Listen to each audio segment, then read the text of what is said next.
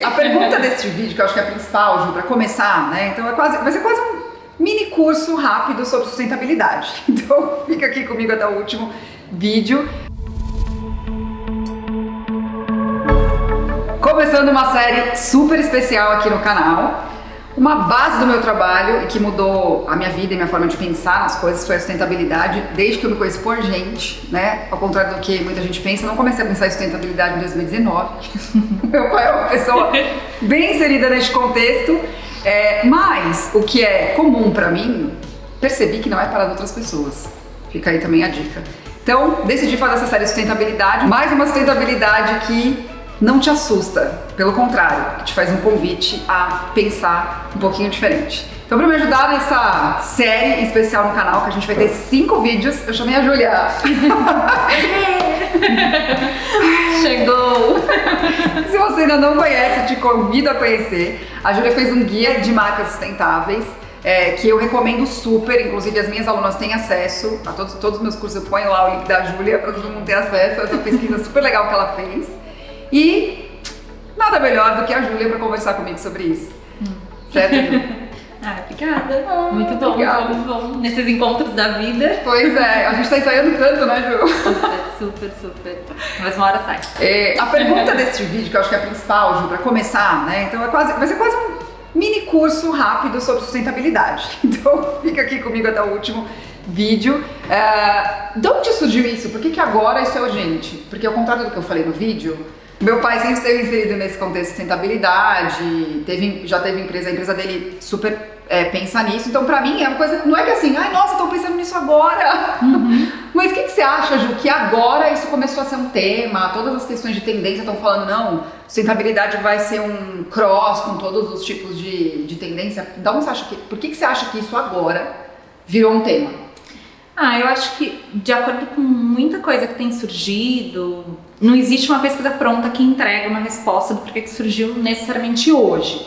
Até porque, como você falou, a gente já tem esse tema instalado há muito tempo, né? Até porque a sustentabilidade, quando a gente pega todos os tripés, a gente tem, inclusive, o setor econômico, né? Foi como eu aprendi. Exatamente. E a gente tem, por exemplo, no meio corporativo, várias legislações que prevêem que aquela empresa precisa estar dentro de algumas normas e tudo mais, de algumas condutas, para que tenha um funcionamento sustentável. Mas hoje eu acho que virou quase que um misto, né? A gente tem uma exploração, né? Uma visão muito maior de todos essas problemáticas ambientais surgindo. A gente começa a ter alguns primeiros insights e relatórios apontando qual seria a nossa correlação de consumo, nossa correlação de compra com esses impactos ambientais.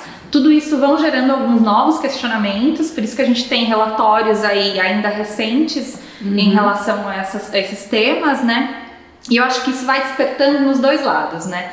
O consumidor que começa a falar, bom, tem alguma coisa errada acontecendo, começa a existir quase que uma pressão dentro da indústria para que, precisamos atender essa nova demanda, né? O que eu tenho visto é muito esse trabalho em conjunto, né? O consumidor trazendo muito essa demanda para a empresa, né? Para o meio corporativo se colocar de uma maneira mais ética, mais responsável, mais justa, enfim, trazendo novos produtos, novas formas de serviços para conseguir atender essa demanda.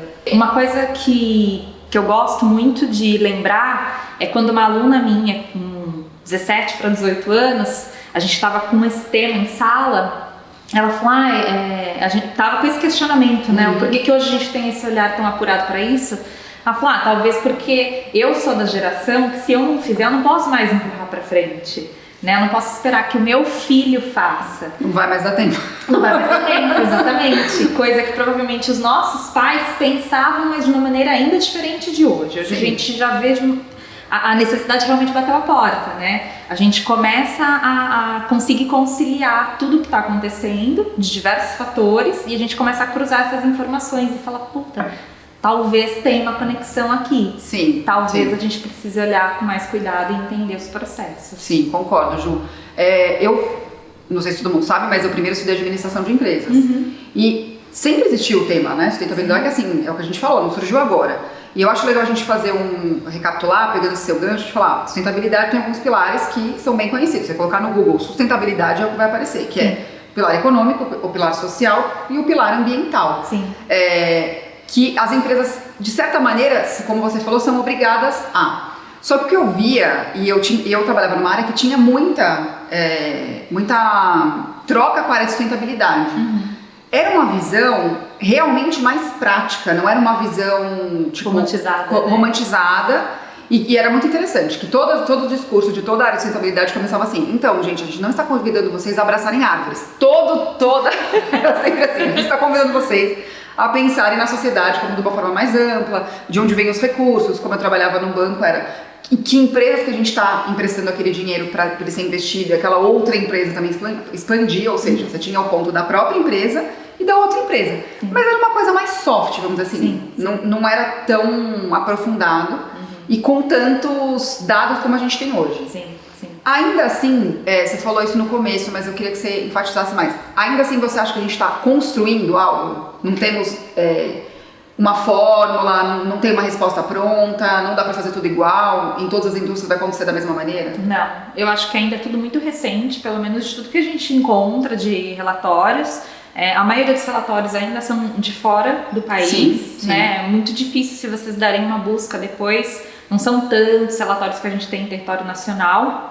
E assim, a gente super entende, porque fazer pesquisa, fazer relatório custa dinheiro, custa tempo, né? Custa envolvimento, custa expertise mesmo, você saber o que você está analisando, né? Então tem vários relatórios que são de fora e a maioria apresentam uma prospecção, apresentam uma análise de cenário, a gente começa a entender, faz uma linha do tempo e começa a entender, né, a maneira com que a gente aprendeu a produzir por conta da Revolução Industrial e coisas do tipo, e a gente vai trazendo para o mundo de hoje, né?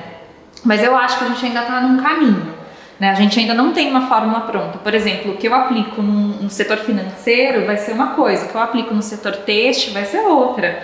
Porque são produtos diferentes, produções diferentes, impactos diferentes, né? Totalmente, envolvimento social e ambiental muda totalmente. Sim, eu até vou trazer uma fala, já vou indicar o primeiro livro, que é o Filosofia Verde. Eu tava até falando com a Ju antes de começar a gravar, do Roger Scruton, que faleceu até no começo de 2020, e ele tem uma visão muito legal, Ju, que ele fala que existe um conflito entre, quando você coloca o social em primeiro lugar, existe um conflito sim, com harmonia com a natureza, porque a partir do momento que o social vem primeiro e o econômico vem primeiro, sim, isso acaba impactando, porque não dá pra você, ele defende que para você ter um equilíbrio pleno, você precisa de pessoas realmente, verdadeiramente engajadas, então não existe terceirizar, então é uma sociedade mais awareness, né, mais assim, consciente, todo mundo junto, então assim, não, eu não tenho que esperar o governo fazer alguma coisa, não, eu não vou esperar a empresa fazer alguma coisa, como eu, como cidadão, posso fazer alguma coisa agora.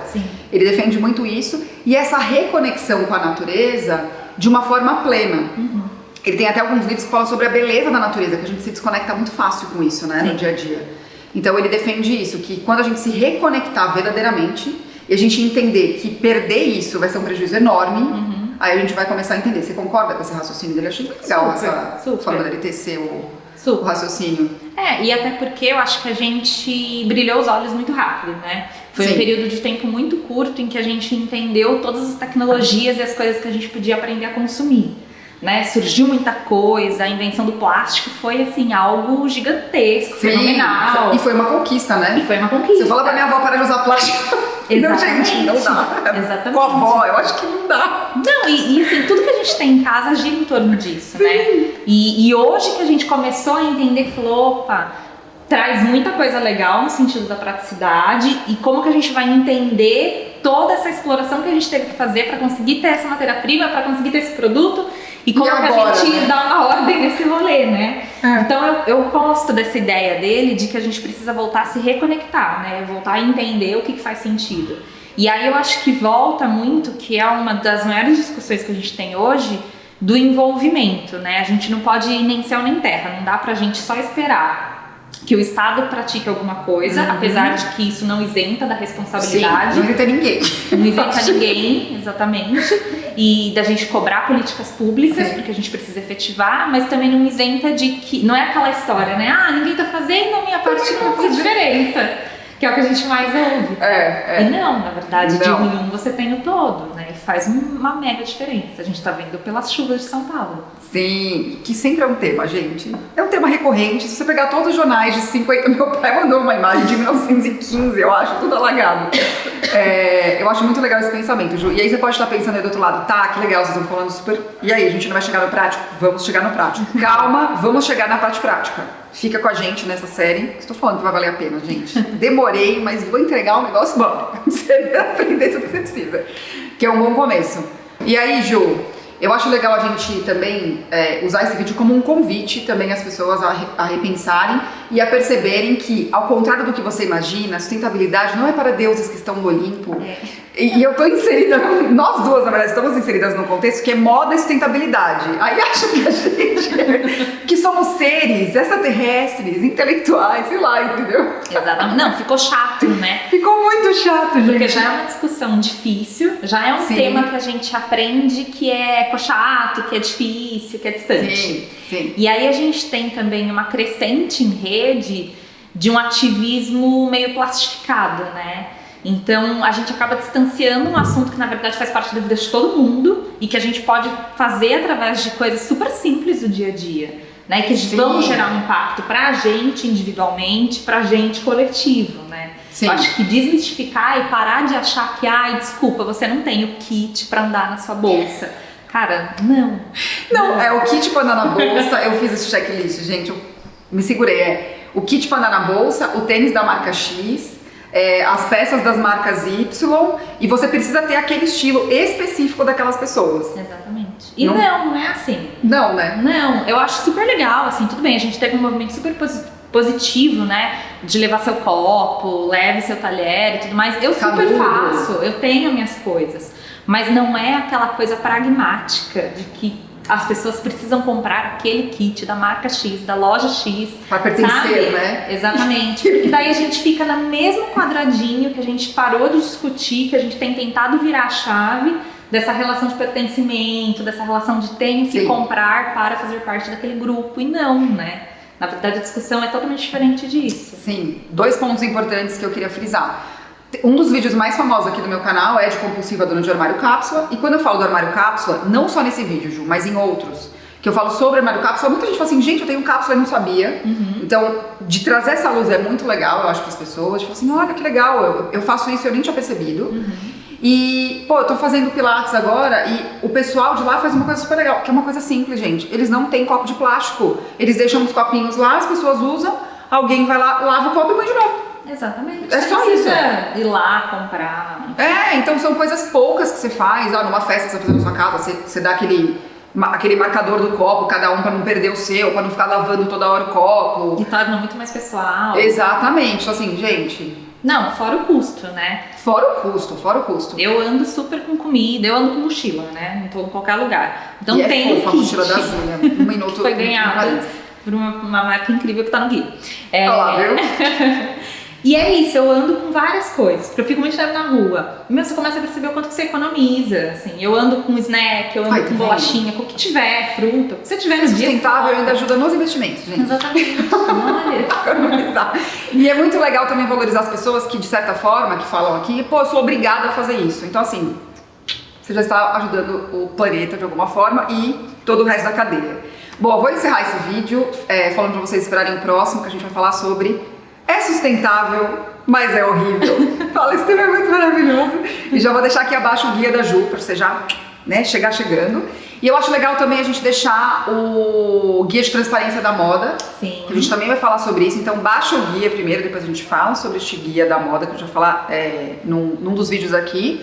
E também a Ju escreve pro Ecoera e também para a pegada hídrica da Vicunha, que foi um trabalho muito legal, foi um dos primeiros trabalhos que uma marca brasileira fez para fazer um dos primeiros estudos sobre o impacto da produção do jeans no meio ambiente, certo? Na moda foi ótimo, no meio ambiente, tá bom? Então até o próximo vídeo que a gente vai falar sobre, será que só porque é sustentável tem que ser feito. Tem que ser sem graça.